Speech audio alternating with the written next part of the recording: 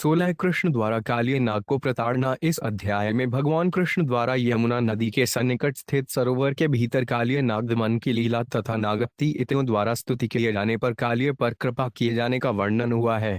कालिय के विष से दूषित यमुना जल को फिर से शुद्ध करने के लिए भगवान कृष्ण नदी तट पर एक कदम वृक्ष पर चढ़ गए और वहां से जल में कूद पड़े। तत्पश्चात वे निर्भीक होकर जल के भीतर मदमस्त हाथी को तरह क्रीड़ा करने लगे। कालिय को कृष्ण का इस तरह उसके नयन जीवास में घुसना सहन नहीं हो पाया, अतः उसने भगवान के पास जाकर छाती में डस लिया। जब कृष्ण के मित्रों ने यह देखा तो वे मूर्छित होकर भूमि पर गिर पड़े। उसी समय द्रज भूमि में तरह तरह के अपस्कुंड प्रकट होने लगे, पृथ्वी कांपने लगी, उल्कापात होने लगा और प्राणियों के वामन फड़कने लगे। ये विचार वृंदावनवासी विचार करने लगे, आज कृष्ण जी बलराम के बिना ही जंगल गए हैं, अतः न जाने उन पर कौन विपत्ति आ पड़ी हो। ऐसा सोचते हुए वे कृष्ण के पदचिह्नों का अनुसरण करते हुए यमुना के तट पर पहुंचे। उन्होंने यमुना नदी के सन्निकट सरोवर के जल के भीतर अपने प्राण प्रिय कृष्ण को कालिय नाग की कुंडली में लिपटा हुआ देखा। वृंदावनवासियों को तीनों लोक शून्य से दिखने लगे और उन सबों ने जल में प्रवेश करने की तैयारी कर ली, किंतु भगवान बलराम ने उन सबों को रोका, क्योंकि उन्हें कृष्ण की शक्ति का पूरा पूरा पता था। तब अपने मित्रों तथा संबंधियों को इस तरह विश्वरूप देखकर कृष्ण ने अपने शरीर का अत्यधिक विस्तार कर लिया, जिससे सर्प को अपनी कुंडली को ढीला करना पड़ा और कृष्ण को छोड़ना पड़ा। इसके बाद वे उस सर्प के फनों पर नाचने लगे। अपने इस अद्भुत प्रचंड नृत्य से श्री कृष्ण ने सर्प के 1000 फनों को कुचल डाला, जिससे उसका शरीर शिथिल पड़ गया। मुख से रक्त वमन करता हुआ कालिय अंत में समझ गया कि कृष्ण आदि पुरुष नारायण है, जो चराचर के स्वामी हैं, अतः उसने उनकी शरण ग्रहण की। नागपत्नियों ने देखा कि कालिय अत्यधिक थक गया है, अतः उन्होंने भगवान कृष्ण के चरण कमलों पर अपना शीश झुकाया। तत्पश्चात उन्होंने अपने पति को मुक्त कराने की आशा से विविध स्तुतियां की। अच्छा ही हुआ कि आपने हमारे अत्याचारी पति की यह दशा बना दी है, आपके क्रोध से उसे महान लाभ हुआ है। कालिय ने अपने पूर्व जन्मों में कितना पुण्य कमाया था, आज उसने अपने सिर पर भगवान के चरण कमलों को वे धूल धारण की है, जिसे पाना ब्रह्मांड की जनी माता लक्ष्मी के लिए भी दुर्लभ है। अब कृपा करके कालिय द्वारा अज्ञानवश किए गए अपराध को क्षमा कर दें और उसे जीवित रहने दें।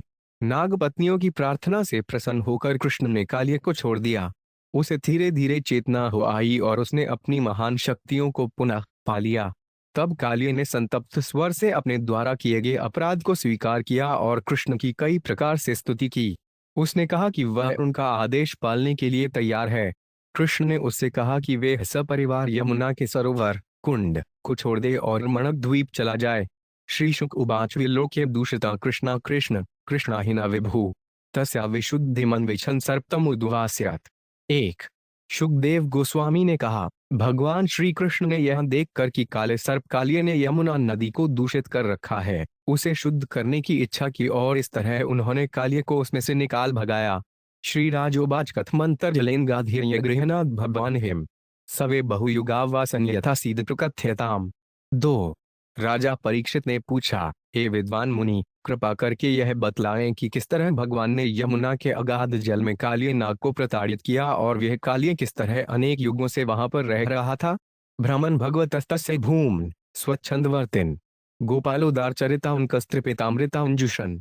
3 हे ब्राह्मण, अनंत भगवान अपनी इन इच्छानुसार स्वतंत्र रूप से कर्म करते हैं। उन्होंने वृंदावन में ग्वाल बाल के रूप में जो अमृत तुल्य उदार लीलाएं संपन्न की, भला उन्हें सुनकर कौन तृप्त हो सकता है।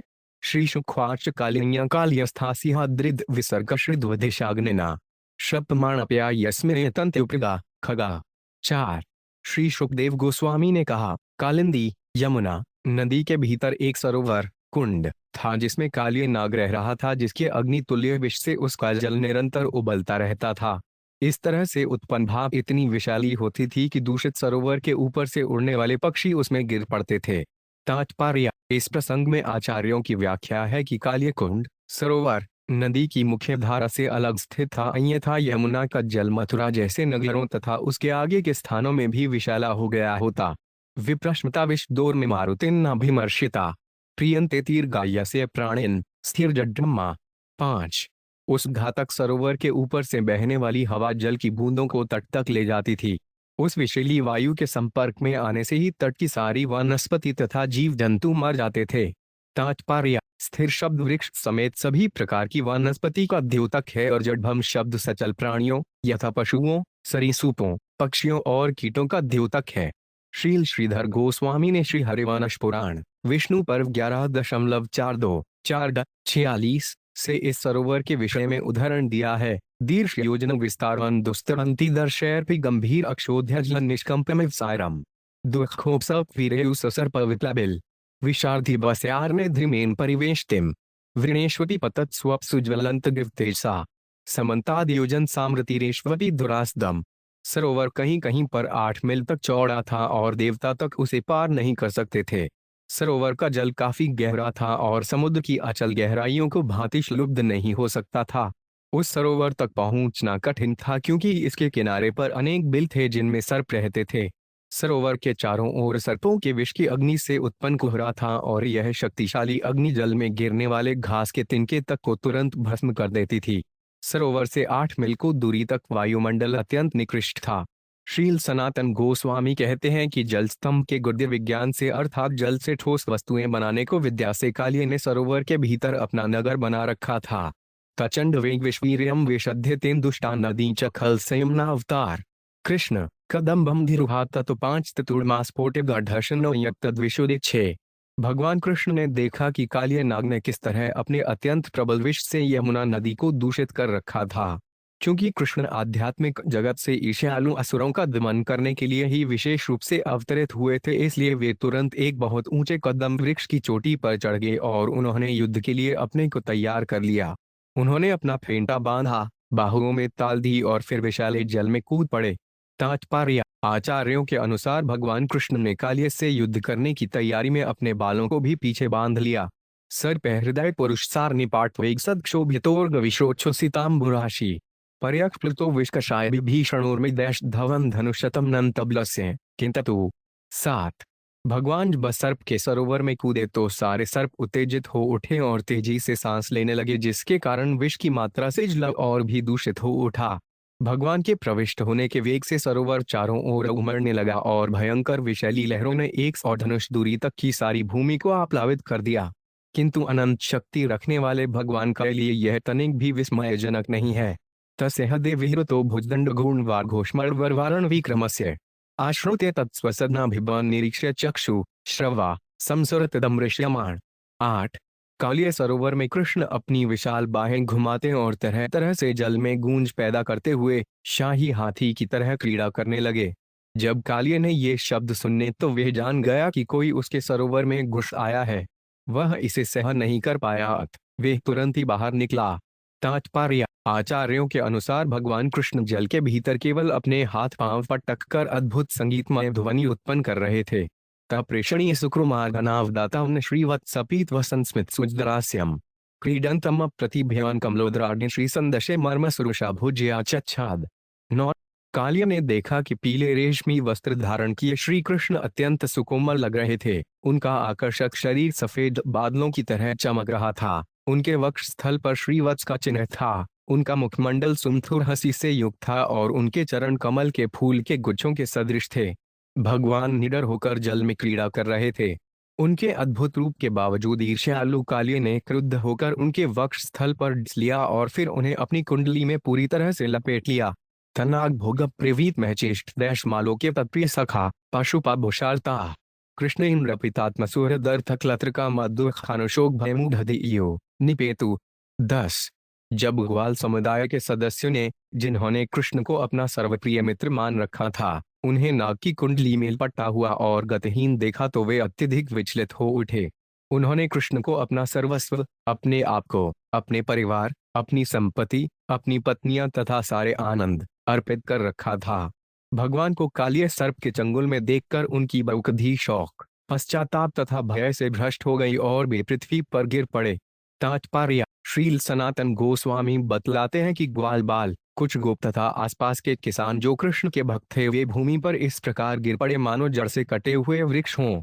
गावो वृषावत सत्तर क्रंदमाना सुदुखिता कृष्ण यस्तेक्षा भीता रुदंते इब्तस्थिरे। 91 गौवें, बैल तथा बछड़ियां सभी अत्यधिक दुखारी होकर करुणापूर्वक कृष्ण को पुकारने लगीं। वे पशु उन पर अपनी दृष्टि गड़ाए हुए भयवश बिना हिले डुले खड़े रहे, मानो चिल्लाना चाह रहे हों परंतु आघात के कारण अश्रु बहा सकते हों। अद बजे महत पातास्म विधा हिमत दारुणा उत्पितुर्भुवि दुव्यात्मयासन अभ्यशंसिन। 12। तब वृंदावन क्षेत्र में सभी 3 प्रकार के, पृथ्वी पर होने वाले, आकाश में होने वाले तथा जीवों के शरीर में होने वाले भयावह अपस्कुन प्रकट होने लगे, जो तुरंत आने वाले खतरे की चेतावनी कर रहे थे। तात्पर्य: श्रील श्रीधर स्वामी के अनुसार अपशकुन इस प्रकार थे। पृथ्वी में कंपन उत्पन्न होने लगे, आकाश से उल्कापात होने लगा और जीवों के शरीर में कंपन के साथ ही बाईं आंख तथा शरीर के अन्य अंग फड़कने लगे। ये अपस्कुन तुरंत आने वाले संकट की सूचना देते हैं। तान अलक्ष्य भयोधिग्ना गोपानंद पुरोगमा विना रामेंगा कृष्ण ज्ञातवाचारितोंगतम। 13। तैर्दुर्निभितैर्निंधन मत्वा प्राप्तम तद्विदय तत्प्राणस्तन्मनस्कास्ते दुःखशोक भयातुरा। 14। आबाल वृद्ध वनिता सर्वे पशुवृतय निर्जगमुगोकुलादीना कृष्ण दर्शन लालसा। 15। इन अपस्कुनों को देखकर नंद महाराज तथा अन्य ग्वाले भयभीत थे, क्योंकि उन्हें ज्ञात था कि उस दिन कृष्ण अपने बड़े भाई बलराम के बिना गाय चराने गए थे। चूंकि उन्होंने कृष्ण को अपना प्राण मानते हुए अपने मन उन्हीं पर वार दिए थे, क्योंकि वे उनकी महान शक्ति तथा ऐश्वर्य से अनजान थे। इस तरह उन्होंने इन अपस्कुनों से यह अर्थ निकाला कि कृष्ण की मृत्यु हो गई है और वे दुख, पश्चाताप तथा भय से अभिभूत हो गए थे। बालक, स्त्रियां तथा वृद्ध पुरुषों समेत वृंदावन के सारे निवासी कृष्ण को उसी तरह मानते थे जिस तरह गाय अपने निरीह नवजात बछड़े को मानती है। इस तरह ये दीन दुखी लोग उन्हें ढूंढने के इरादे से गांव से बाहर दौड़ पड़े। कांस तथा कातरान वीक्ष भगवान माधव बल रहस्य की गिनवाच प्रभाव 16। समस्त दिव्य ज्ञान के स्वामी भगवान बलराम हंसने लगे और वृंदावन वासियों को इस तरह व्याकुल देखकर कुछ भी नहीं बोले, क्योंकि उन्हें अपने छोटे भाई के असाधारण बल का पता था। तात्पर्य: श्री बलराम भगवान कृष्ण के ही स्वांश हैं, अत उनसे अभिन्न हैं। वस्तुत वे पृथक रूपों में एक ही परम सत्य हैं। श्रील विश्वनाथ चक्रवर्ती ठाकुर के अनुसार भगवान बलराम हंस रहे थे, लेकिन क्योंकि उन्होंने सोचा कृष्ण मेरे शेष नाग रूप में वाले मुझसे कभी नहीं खेलते, लेकिन अब वे कालिया नामक सामान्य संसारी सर्प से खेल रहे हैं, यह प्रश्न किया जा सकता है कि कृष्ण तथा बलराम ने क्यों अपने प्रिय भक्तों को कालिया नाग की कुंडली के भीतर कृष्ण के बंदी रहने की क्षणिक अवधि तक इतनी वेदना में रखा। यह स्मरण रखना चाहिए कि क्योंकि वृंदावन के वासी नितांत मुक्तात्मा थे, अतएव उन्हें भौतिक भावों का अनुभव नहीं हुआ। जब उन्होंने अपने प्रिय कृष्ण को क्षणिक संकट में देखा तो उनका कृष्ण के लिए प्रेम पराकाष्ठा तक पहुंच गया और इस तरह वे उनके प्रेम भाव से पूर्णतया मग्न हो गए। सारी परिस्थिति को आध्यात्मिक दृष्टि से देखना होगा, अन्यथा यह दिखाई नहीं पड़ेगी। तेडन्वेषमाणा दबिता उन कृष्ण अनुसूचित्या पदे भगवलक्षण जमू पदव्या यमुना तटम। 17। वृंदावन के निवासी कृष्ण के पद चिन्हों का अनुसरण करते हुए अपने सर्वप्रिय कृष्ण की खोज में यमुना के किनारे की ओर दौड़े चले गए, क्योंकि उन पद चिन्हों में भगवान के अनूठे चिन्ह थे। ते तत्र तत्राब्जय वाडलूशाश्निध्वजोपनानि पदानि विष्पते मार्गे गवामन्य दांतरांतरे निरीक्षमाणायुरण सत्वरा। 18। समस्त ग्वाल समुदाय के स्वामी भगवान कृष्ण के पद चिन्ह कमल के फूल, जौ, हाथी के अंकुश, वज्र तथा पताका से युक्त थे। हे राजा परीक्षित, मार्ग में गौवों के पद चिन्हों के बीच बीच में उनके पद चिन्हों को देखते हुए वृंदावन के निवासी तेजी से दौड़े चले गए।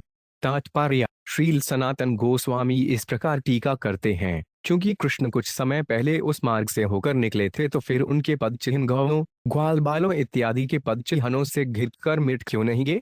वृंदावन के पशुओं तथा पक्षियों के पद चिन्हों से वे क्यों नहीं मिटे थे? इसका उत्तर विष्पति शब्द द्वारा सूचित होता है। क्योंकि भगवान कृष्ण सभी जीवों की संपत्ति हैं, अतएव ब्रज के जंगल के सारे निवासी उनके चरण चिन्हों को, जो पृथ्वी के आभूषण सम्मान थे, महान कोश की तरह सुरक्षित रखेंगे। वृंदावन के अंतर्गत एक भी प्राणी कृष्ण के पद चिन्हों के ऊपर कभी भी नहीं चला होगा। अंतईदे भुजभोग प्रीतमरात कृष्ण निरीहमुपलभ्य जल्लाशांते गोपाश्चमूढ़धिषणान परेत पशुष्ण सड़कंदतः परम कश्मलमा पुरार्ता। 99। ज्यों ही वे यमुना नदी के किनारे की ओर भागे जा रहे थे, त्यों ही उन्होंने दूर से देखा कि कृष्ण सरोवर में काले सांप की कुंडली में निश्चेष्ट पड़े हैं।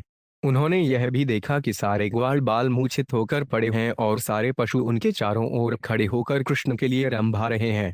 यह देखकर वह वृंदावनवासी वेदना तथा भ्रम के कारण विह्वल हो उठे। तात्पर्य: हड़बड़ी में एवं शोकाकुल वृंदावनवासियों ने यह पता लगाने का प्रयास किया कि कहीं कालिय कृष्ण को किनारे से जल में बलपूर्वक घसीट तो नहीं ले गया था, या कृष्ण स्वयं किनारे से कूदकर सर्प के चंगुल में जा पहुंचे थे। उन्हें परिस्थिति के विषय में कुछ भी नहीं पता चल पाया और कृष्ण के ग्वाल सखा अचेत होने के कारण उनसे कुछ भी नहीं बता सकते थे। गौवें तथा बछड़े कृष्ण के लिए रंभा रहे थे। सारी परिस्थिति विहिल बनाने वाली थी, जिससे वृंदावन के वासियों के मन में आघात तथा वेदना उत्पन्न हो गई थी। गोप्यो 5 नुरक्तमनसो भगवत्यनंते तत्सौदस्मित लोकग्रेर स्मरन्त्य ग्रस्ते ढिना प्रिय तुम में वृषदुहक तप्ता शून्य प्रिय वितिहताम दहशुस्त्रीलोकम। 20।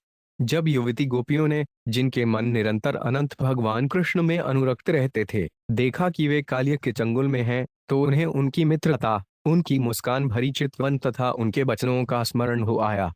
अत्यंत शौक से संतप्त होने के कारण उन्हें सारा ब्रह्मांड शून्य, रिक्त दिखाई पड़ने लगा। ता कृष्ण मात्रम पत्यम प्रविष्टातुल्य विथा समनुगृह्यशुत स्रवन्तः तास्ता ब्रज प्रिय कथा कथयन्त्य आसन कृष्णा नेडपेथैषो मृत का प्रतीका। 29। यद्यपि प्रौढ़ गोपियों को उन्हीं के बराबर पीड़ा थी और उनमें शोकपूर्ण अश्रुओं की झड़ी लगी हुई थी, किंतु उन्होंने बलपूर्वक कृष्ण की माता को पकड़े रखा, जिनकी चेतना पूर्णतया अपने पुत्र में समा गई थी। ये गोपियां शवों की तरह खड़ी रहकर अपनी आंखें कृष्ण के मुख पर टिकाए बारी बारी से ब्रज के परम लाडले की लीलाएं कहे जा रही थीं। कृष्ण प्राणनिर्विष्टो नंदादीन वीक्षेत्तम हृदम प्रत्यषेधत भगवात राम कृष्णानुभावित। 22। तत्पश्चात भगवान बलराम ने देखा कि नंद महाराज तथा कृष्ण को अपना जीवन अर्पित करने वाले अन्य ग्वाले सर्प सरोवर में प्रवेश करने जा रहे हैं। भगवान होने के नाते बलराम को कृष्ण की वास्तविक शक्ति का पूरा पूरा ज्ञान था, अतएव उन्होंने उन सबों को रोका। तात्पर्य: श्रील सनातन गोस्वामी लिखते हैं कि भगवान बलराम ने कुछ ग्वालों से बातें करके, कुछ को पकड़कर और कुछ पर अपनी शक्तिदायिनी हंसी भरी मुस्कान बिखेर कर रोका। सारे ग्वाले इस स्थिति से व्यग्र होकर कृष्ण के लिए सर्प सरोवर में घुसकर अपने प्राण देने के लिए तैयार थे। इथम स्वगोकुल मनयक्ति निरीक्षे सस्कर्णी कुमार मति दुखितमात्महेतो आज्ञाय मर्त्य पदवीं वर्तमान स्थित्वा मुहूर्तम उद्दिष्ट दुर्बंधात। 23। भगवान कुछ काल तक सामान्य मर्त्य प्राणी के व्यवहार का अनुकरण करते हुए सर्प की कुंडली के भीतर पड़े रहे, किंतु जब उन्हें इसका भान हुआ कि उनके गोकुल ग्राम की स्त्रियां, बच्चे तथा अन्य निवासी अपने जीवन के एकमात्र आधार उनके प्रेम के कारण विकट दुखी हैं, तो वे कालिय सर्प के बंधन से तुरंत उठ खड़े हुए। तत्प्रत्यमान वपुषाव्यश्रितात्म भोगस्तत्वनमय कुपित स्वफलन भुजाड़ु तस्त औषसचुस्नरंश्रविशाम्बरीश स्तब्धेक्षणोन्मुख मुखो हरिमीक्षमाण। 24। जब भगवान के शरीर का विस्तार होने से कालिय की कुंडली दुखने लगी तो उसने उन्हें छोड़ दिया। तब वह सर्प बहुत ही क्रुद्ध होकर अपने फनों को ऊंचे उठाकर स्थिर खड़ा हो गया और जोर जोर से फुफकारने लगा। उसके नथुने विष पकाने के पात्रों जैसे लग रहे थे और उसके मुख पर स्थित घूरती आंखें आग की लपटों की तरह लग रही थीं। इस तरह उस सर्प ने भगवान पर नजर डाली।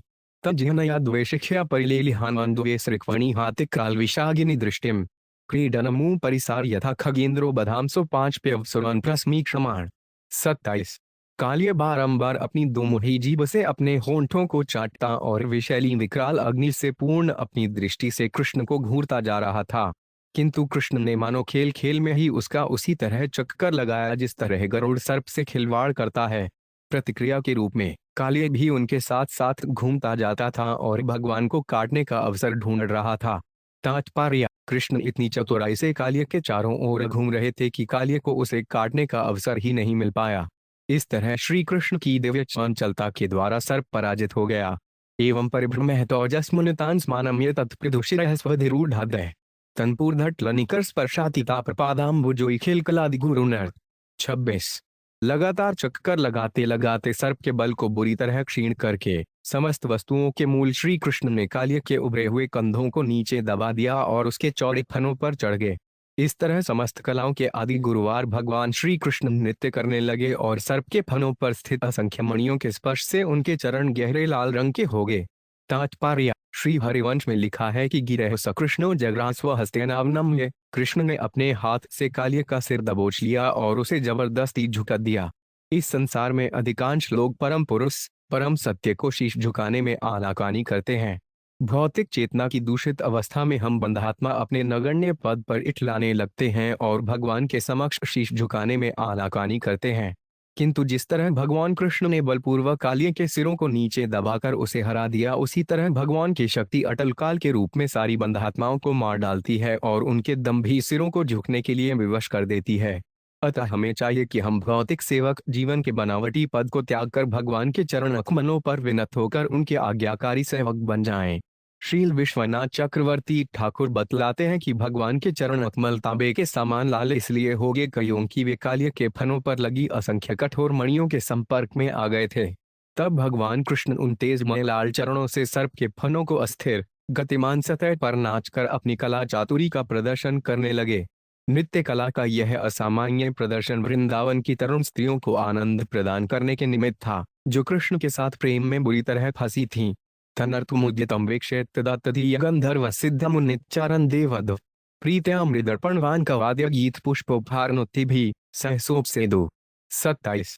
भगवान उनको नाचते देखकर स्वर्गलोक के उनके सेवक गंधर्व सिद्ध मुनि चारण तथा देवपत्नियां वहां तुरंत आगे। वे मृदंग प्रणव तथा आनक जैसे ढोल बजा बजाकर कृष्ण के नृत्य का साथ देने लगे। उन्होंने गीत फूल तथा स्तुतियों की भेंटें भी दी। तात्पर्य: जब देवताओं तथा उच्च लोक के अन्य निवासियों को पता चला कि कृष्ण नृत्य कला का अद्भुत प्रदर्शन स्वयं कर रहे हैं, तो वे तुरंत उनकी सेवा में उपस्थित हो गए। जब नृत्य के साथ मृदंग वादन, गायन तथा स्तुति उच्चारण भी किया जाता है, तो उस नृत्य को देखना और भी सुंदर तथा आनंददायक हो जाता है। कालिया सर्प के फनों पर आनंद पूर्वक नाचने में व्यस्त भगवान श्री कृष्ण पर असंख्य फूलों की वर्षा होने से कलात्मक परिवेश में और वृद्धि हो गई। यद्यक्षिरो ननम तेन ऋषतः क्षीष्णस्ततन्मगर्द खरदंड थदडंड प्रपाते क्षीणायुषो भ्रमत उल्बणमासतो 5 सुरहनस्तो वमयरम कश्मलमापनाग।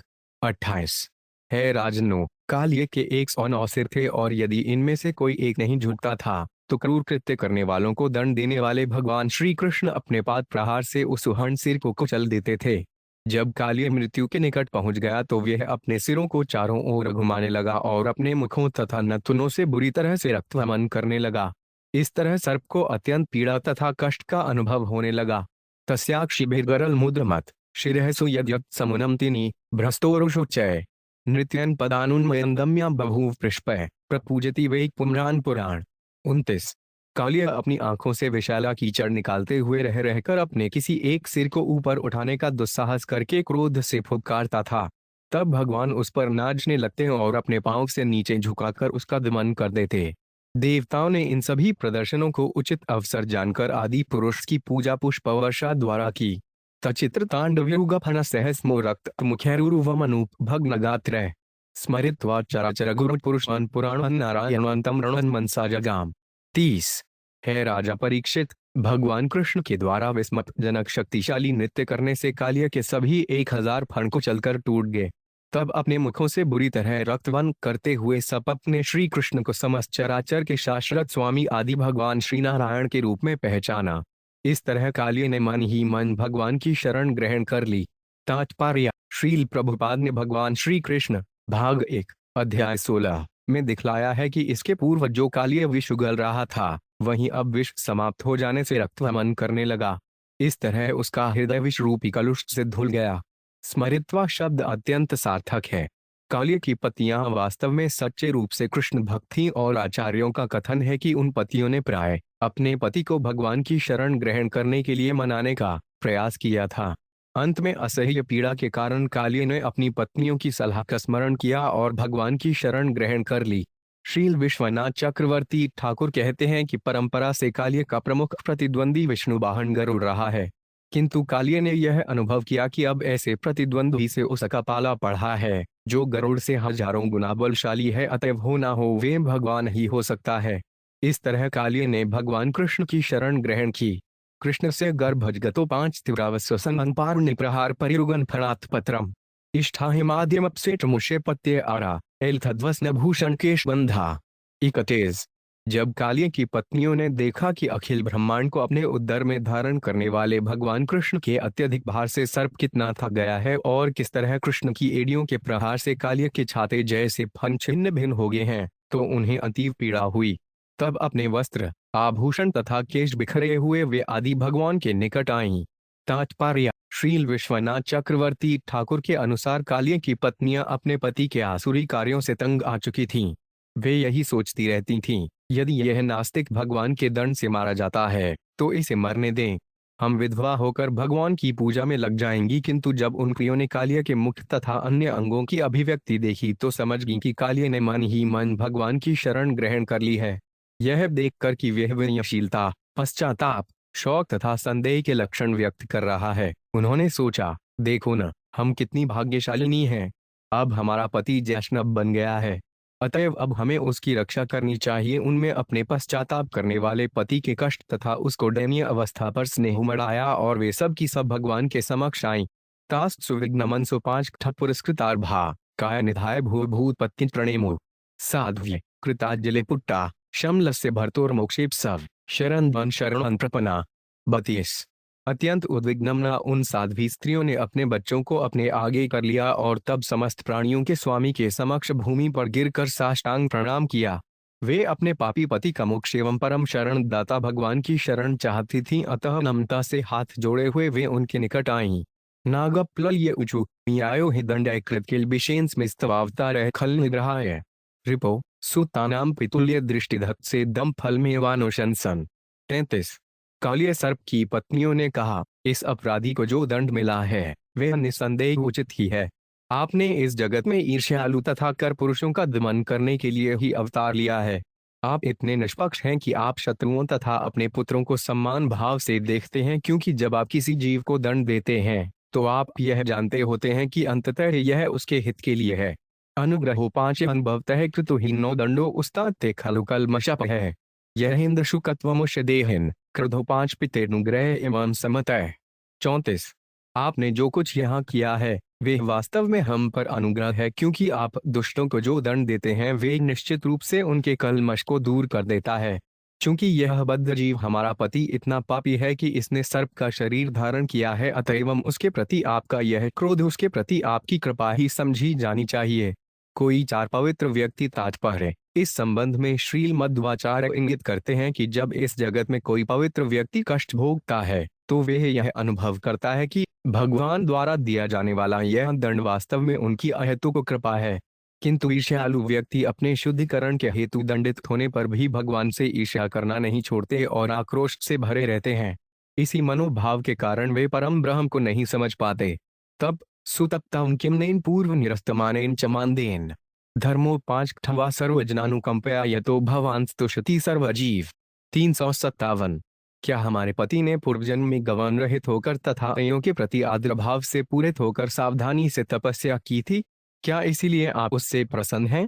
अथवा क्या उसने किसी पूर्वजन्म में समस्त जीवों के प्रति दया पूर्वक धार्मिक कर्तव्य पूरा किया था और क्या इसीलिए समस्त जीवों के प्राणाधार आप अब उससे संतुष्ट हैं?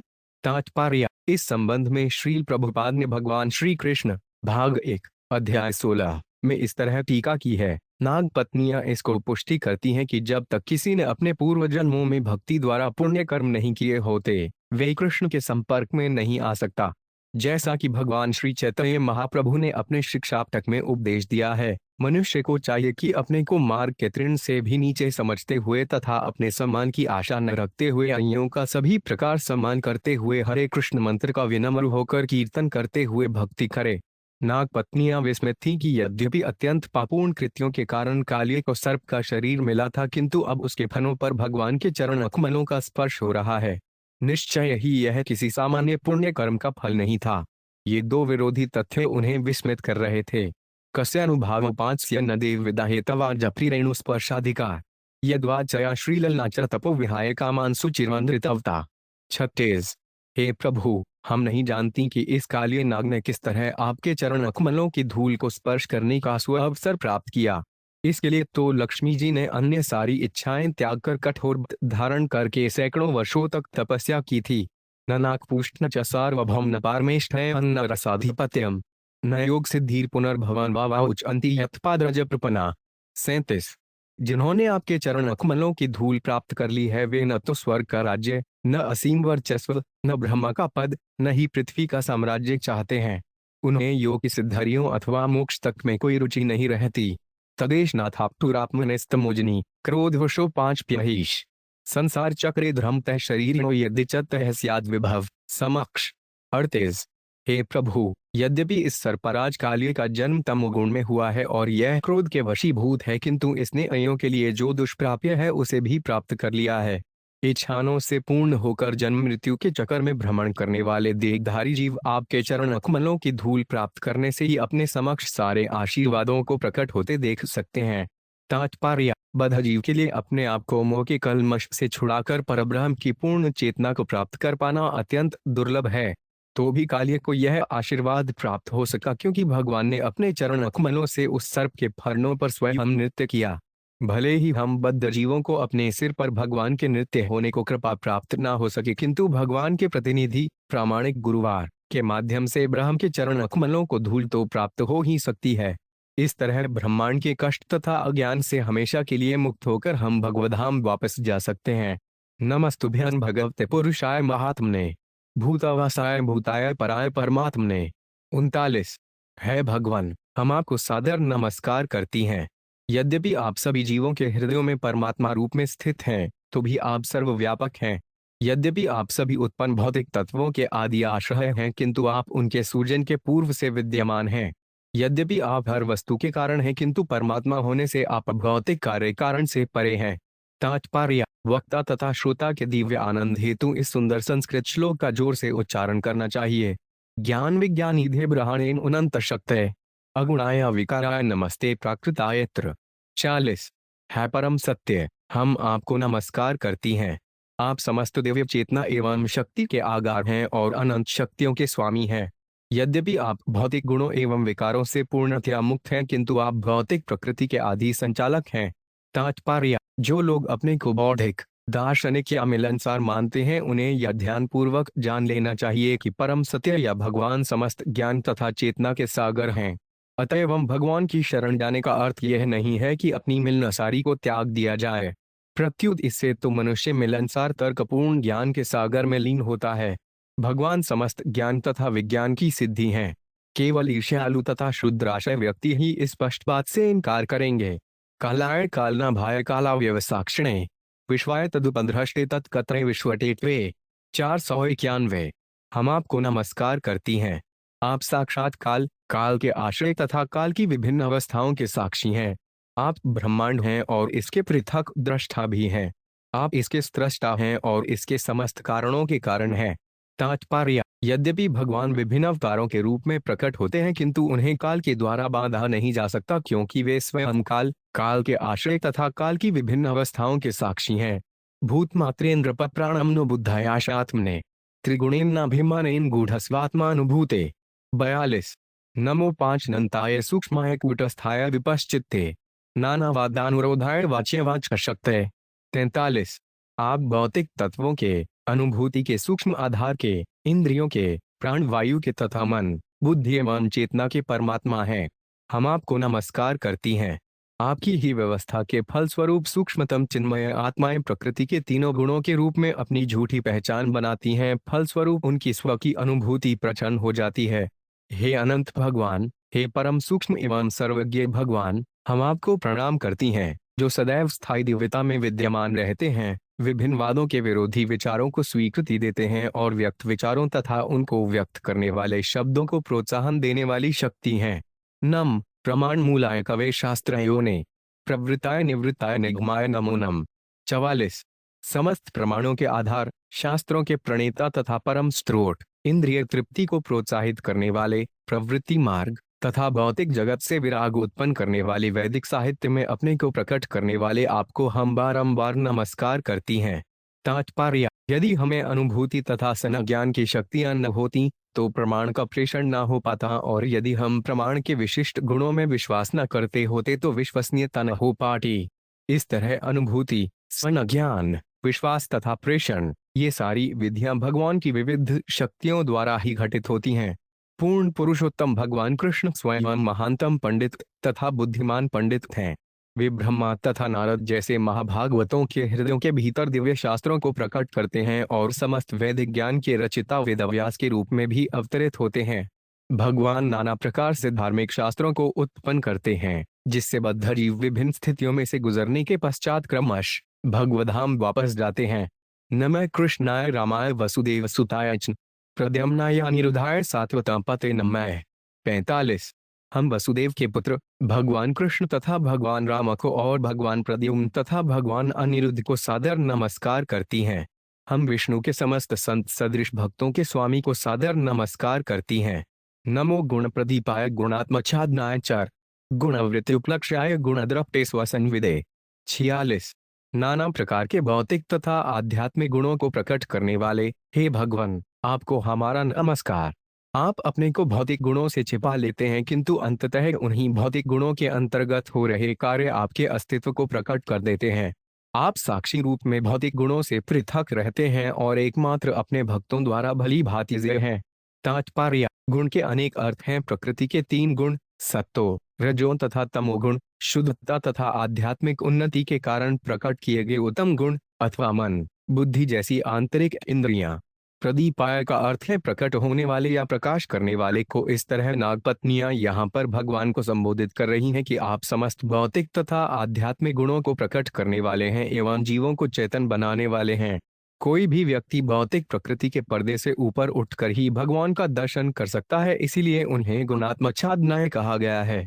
यदि कोई विधिवत तथा बुद्धिमानी के साथ भौतिक गुणों की कार्यप्रणाली का अध्ययन करे तो वे इसी निष्कर्ष पर पहुंचेगा कि भगवान का अस्तित्व है और वे अपनी माया शक्ति उन्हीं को चकराने के लिए दिखलाते हैं जो उनकी शरण ग्रहण नहीं करता।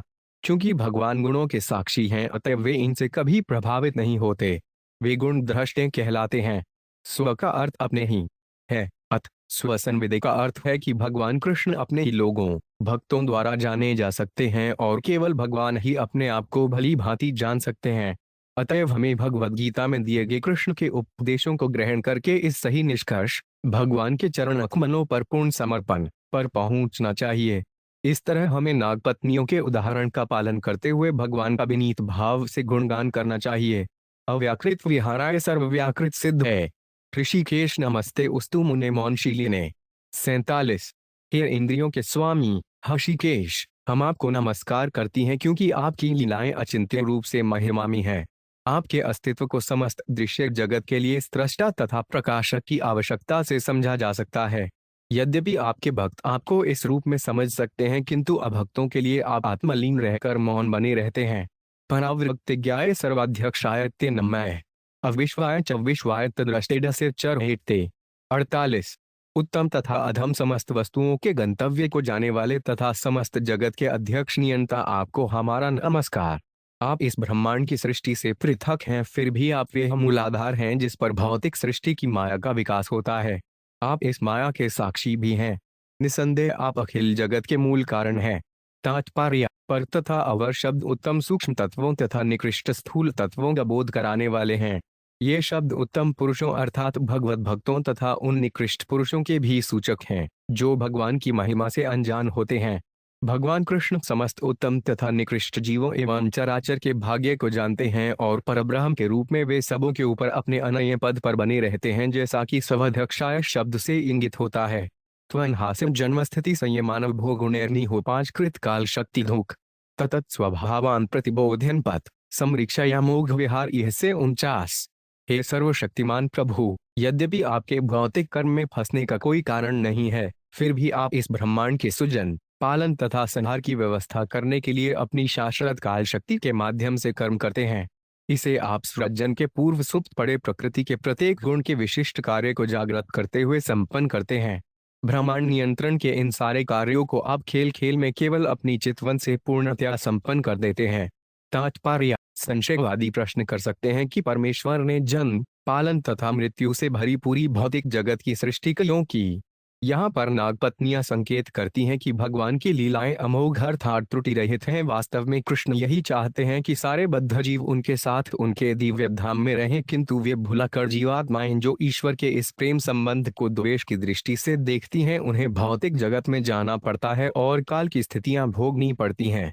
भाग्यशाली बद्ध जीवों को भगवान के प्रिय सेवकों के रूप में अपने वास्तविक पद का स्मरण कराकर सतर्क कर दिया जाता है, तो भगवान उनके हृदय के भीतर से उन्हें भगवधाम वापस आने के लिए प्रोत्साहित करते हैं, जहां काल अनुपस्थित रहता है और जहां दृश्य जगत के सृजन तथा संहार जैसे विचलित करने वाले नाटकीय कृत्य शाश्वत एवं आनंदमय जगत द्वारा पछाड़ दिए जाते हैं। तस्तावतेन मूस्तन वस्थलोक्या शा नक्षा अशा तद मूड्योन शांता प्रियास्ते धुनावितों सत आस्थातुष्ण ते धर्म प्रीप्सय होता है। 50।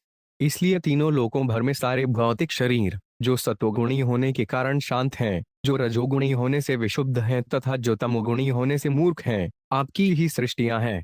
तो भी जिनके शरीर सत्वगुणी हैं, वे आपको विशेष रूप से प्रिय हैं और उन्हीं के पालन हेतु तथा उन्हीं के धर्म की रक्षा करने के लिए ही अब आप इस पृथ्वी पर विद्यमान हैं। अपराध सकृधर्त्रा सोढव्य स्वप्रजा कृतय शंतुमयी से शांतात्मय युद्ध से त्वाम जानता है। 51। स्वामी को चाहिए कि अपनी संतान या प्रजा द्वारा किए गए अपराध को कम से कम एक बार तो सह ले। इसलिए हे परम शांत आत्मन, आप हमारे इस मूर्ख पति को क्षमा कर दे जो यह नहीं समझ पाया कि आप कौन हैं। तात्पर्य अत्यधिक चिंता के कारण कालिए की पतियां इस श्लोक में एक ही भाव को कि परमात्मा उनके मूर्ख पति को क्षमा कर दें 2 बार व्यक्त करती हैं। भगवान परम शांतात्मा हैं, अतएव नागपत्नियां यह सुझाव देती हैं कि अज्ञानी कालिया द्वारा किए गए महान अपराध को कम से कम इस बार क्षमा करना उनके लिए उपयुक्त होगा। अनुग्रहवीश भगवान प्राणान स्तेजती पतनग स्त्रीणान ऐसा थू शोच्यान आपति है प्राण प्रदीयताम। 52। है भगवान, आप हम पर कृपालु हों। साधु पुरुष को हम जैसी स्त्रियों पर दया करना उचित है। यह सर्प अपना प्राण त्यागने ही वाला है। कृपया हमारे जीवन तथा आत्मा रूप हमारे पति को हमें वापस कर दें। विथेष्टिते के जुरीणामनुष्ठेयन्तवाज्ञया यक्षुद्धयानुतिष्ठन् वे मुच्यते सर्वतोहि भयात्। 53। अब कृपा करके अपनी दासियों को बतलाएं कि हम क्या करें। यह निश्चित है कि जो भी आपकी आज्ञा को श्रद्धापूर्वक पूरा करता है, वे स्वतः सारे भय से मुक्त हो जाता है। तात्पर्य अब कालिए की पतियों का समर्पण पूर्ण हो चुका था और कृष्ण ने तुरंत ही उन्हें अपनी कृपा प्रदान कर दी, जैसा कि अगले श्लोकों में वर्णन हुआ है। श्री शुक उवाच इत्थंसनाग पत्नी भीर भगवान संभिष्टृत पमूर्छितां भग्न शीर्षं विसर्जाट घरिकुटनेयी। 54। शुकदेव गोस्वामी ने कहा, इस तरह नागपत्तियों द्वारा प्रशंसित भगवान ने उस कालिए सर्प को छोड़ दिया जो मूर्छित होकर गिर चुका था और जिसके सिर भगवान के चरण कमलों के प्रहार से क्षत विक्षत हो चुके थे। तात्पर्य श्रील विश्वनाथ चक्रवर्ती ठाकुर के अनुसार भगवान कृष्ण अपने निर्णय पर पहुंचकर तुरंत ही कालिए के फनों से नीचे कूद पड़े और सर्प तथा उसकी पत्नियों के समक्ष खड़े हो गए। हमें स्मरण रखना चाहिए कि जब भगवान कृष्ण ने ये लीलाएं संपन्न की तो वे वृंदावन के एक ग्रामीण बालक मात्र थे। प्रतिलब्धेन्द्रिपट प्राणप कालय शंकर हईरेम कृच्छत समुज्वसंदी नय कृष्णान प्राकृतागिली। 55। धीरे धीरे कालिए को अपनी जीवनी शक्ति तथा इंद्रियों की क्रियाशीलता प्राप्त हो गई। तब कष्टपूर्वक जोर जोर से सांस लेते हुए बेचारे सर्प ने विनीत भाव से भगवान श्री कृष्ण को संबोधित किया। कालिय उवाच वय खलाह सहोत्पत्या तमसा दीर्घमय वय स्वभावोर्दोस्तेजो नाथ लोकान आयद सदग्रा। 56। कालिय नाग ने कहा, सर्प के रूप में जन्म से ही हम ईर्ष्यालु, अज्ञानी तथा निरंतर क्रुद्ध बने हुए हैं। हे नाथ, मनुष्यों के लिए अपना बंद स्वभाव, जिससे वे असत्य से अपनी पहचान करते हैं, छोड़ पाना अत्यंत कठिन है। तात्पर्य सनातन गोस्वामी संकेत करते हैं कि अपनी दीन दशा के कारण ही कालिय भगवान के लिए मौलिक स्तुतियां नहीं रच सका, इसीलिए वे अपनी पतियों द्वारा की गई कुछ स्तुतियों का शब्दांतरण कर रहा था। असद्ग्रहण शब्द बतलाता है कि बद्ध जीव अस्थायी तथा अशुद्ध वस्तुओं को ही हठता से पकड़ता है, यथा अपना शरीर, अन्यों के शरीर तथा नाना प्रकार के भौतिक इंद्रिय विषय। ऐसी भौतिक आसक्ति का अंतिम फल दुराशा, निराशा तथा क्रोध होता है, जो उस बेचारे सर्प कालिए को अब स्पष्ट हो चुका था। त्वया सुष्ठमिद्वान विश्वधातर गुण विसर्जनम नाना स्वभाव्यों जो योनि बीजाशकृति। 57। है परम विधाता, आप ही भौतिक गुणों की विविध व्यवस्था से निर्मित इस ब्रह्मांड के बनाने वाले हैं। इस प्रक्रिया में आप नाना प्रकार के व्यक्तित्व तथा योनियां, नाना प्रकार की इंद्रिय तथा शारीरिक शक्तियां तथा भांति भांति की मनोवृत्तियों एवं आकृतियों वाले माता पिताओं को प्रकट करते हैं। तात्पर्य इस श्लोक की टीका करते हुए श्रील मध्वाचार्य ने नारद पुराण का यह उदाहरण दिया है। हिरण्यगर्भ ब्रह्मा से इस ब्रह्मांड की दोबारा सृष्टि होती है, परंतु मूल सृष्टि तो साक्षात विष्णु द्वारा ही की जाती है। इस प्रकार विष्णु मूल स्रष्टा हैं और चतुरानन मात्र केवल गौण स्रष्टा हैं। वह अंचल तत्र भगवन सर्पाजात्य रुमय कर्त तेजामस्त्वया दुस्तेजा मोहिता स्वयं। 58 है भगवन, आपकी भौतिक सृष्टि में जितनी भी योनियां हैं उनमें से हम सर्पगण स्वभाव से सदैव क्रोधी हैं। इस तरह आपकी दुस्तेज माया शक्ति से मुग्ध होकर भले हम उस स्वभाव को अपने आप कैसे त्याग सकते हैं। तात्पर्य, काल्य यहाँ पर अप्रत्यक्ष रीति से भगवान की कृपा की याचना कर रहा है, क्योंकि उसे अनुभव हो रहा है कि वह अपने आप कभी भी मोह तथा कष्ट से मुक्त नहीं हो सकता। भगवान की शरण में जाकर और उनकी कृपा प्राप्त करके ही कोई व्यक्ति भौतिक जीवन के कष्टों से छुटकारा पा सकता है। भगवान है कारण तत्न सर्वज्ञ जगदीप हरय अनुग्रह निग्रह व मय्य से तद्विदेही न 59। हे ईश्वर, ब्रह्मांड के सर्वज्ञ भगवान होने के कारण आप मोह से छूटने के वास्तविक कारण हैं। कृपा करके आप जो भी उचित समझें हमारे लिए व्यवस्था करें, चाहे हम पर कृपा करें या दंड दें। श्री शुकवाच इत्याकरुण्य बच प्रा भगवान कार्यामानुषय नात्र स्थेवंत्वया सर्प समुद्र या हिमाचिरम स्वज्ञाट्यपतिदाराड्य गौन रिभिर्भुज्यते नदी। 60। शुकदेव गोस्वामी ने कहा, कालिय के शब्द सुनकर मनुष्य की भूमिका संपन्न कर रहे भगवान ने उत्तर दिया, हे सर्प, अब तुम और अधिक यहाँ मत रुको। तुरंत ही अपने बच्चों, पत्नियों, अन्य मित्रों तथा संबंधियों समेत समुद्र में लौट जाओ। अब इस नदी को गौवों तथा मनुष्यों द्वारा भोगी जाने दो। यह तत्संस्मरेन मर्त्यस्तुभ्योन मदनुशासनम कीर्तयेनुभ्यो संध्योर्न युष्मधैमापन्तु यातु। 61। यदि कोई व्यक्ति तुम्हें दिए गए मेरे इस आदेश का, वृंदावन छोड़कर समुद्र में जाने का, स्मरण करता है और प्रातः तथा संध्या समय इस कथा को बाँचता है, तो वह तुमसे कभी भयभीत नहीं होगा। यो 5 स्नात्वा मदाक्रीडे देवादी स्तर पे जजलय उपोषे मास्मरज न चेत सर्वथापय प्रमुच्यते। 62। यदि कोई व्यक्ति मेरी क्रीड़ा के स्थल पर स्नान करता है और इस सरोवर का जल देवताओं तथा अन्य पूज्य पुरुषों को अर्पित करता है, अथवा यदि कोई उपवास करता है, मेरी पूजा करता है और मेरा स्मरण करता है, तो वे समस्त पापों से अवश्य छूट जाएगा। तात्पर्य, आचार्यों के अनुसार भगवान ने यह श्लोक कालिय को यह स्पष्ट करने के लिए कहा कि वह किसी भी हालत में यमुना के सरोवर में रह नहीं सकता था। यद्यपि भगवान ने कृपा पूर्वक सर्प को क्षमा दान दे दिया था और उम्त को अपने सभी साथियों समेत समुद्र में जाने का आदेश दे दिया था, कालिय को भूलकर भी उस सरोवर में रहने की प्रार्थना नहीं करनी चाहिए, क्योंकि आध्यात्मिक यात्रियों के लिए इसे अब पवित्र तीर्थ स्थल बनना था। द्वीपम रमणकम हित्वा हृदमेतमुपाश्रितः अद्भुतवात् सुपर्णस्त्वानाद्यान्मत्पादार्चितम्। 63। तुम गरुड़ के भय से रमणक द्वीप छोड़कर इस सरोवर में शरण लेने आए थे, किंतु अब तुम्हारे ऊपर मेरे चरण चिन्ह अंकित होने से गरुड़ तुम्हें खाने का प्रयास कभी नहीं करेगा। श्री ऋषिर्वाच मुक्तो भगवता राजन कृष्णेन अद्भुत कर्मणा तम पूजामास मुदा नागपत्यश सादरम। 64।